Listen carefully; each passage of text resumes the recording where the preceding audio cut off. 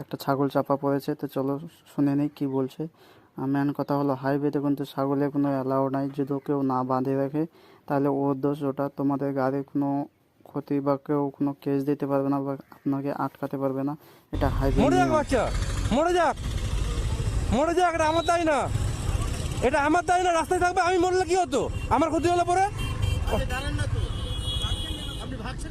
ভাগছি আমি দাঁড়াবো কেন? कौन है ये लोग? আমি দাঁড়াবো কেন? আমি এখানে দাঁড়াবো কেন? कहाँ से आते हैं? মরে যাক ছাগল। কি দাদা, কি কারণ দাদা বলো, কারণটা বলো। তা আমি কেন দাঁড়াবো? আমি দূরে যাবো, খালি বললো না নাকি? তুমি বললো, বলছো তুমি দাঁড়া করে দেবো নাকি? আমার দূরে যাবো। বাস, কে হেড আছে তোমার? উনিকে বলো কি দাঁড়াতে হবে? এরকম ঘটনা যদি আপনাদের সঙ্গে ঘটে তো একদম ভয় করার কোনো প্রশ্ন নাই, কিন্তু ভালো করে কথা বলতে হবে। একটা কথা বলি, শুনো তাহলে, তোমার কথাটা আমি বলছি।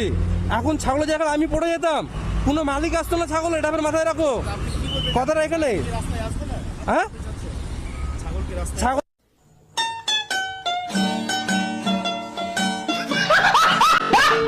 হাইওয়েতে আপনার ছাগল ছাড়া পারমিশন না।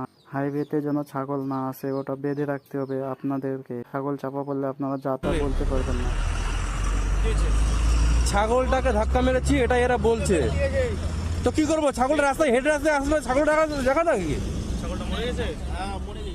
মরে গেলে আমি কি আশ্চর্য ব্যাপার। আমি গাড়িটা হলে ক্ষতি হতো, তখন কি হতো? ছাগলের মালিক আসতো, এটাও তো নিয়ম আছে।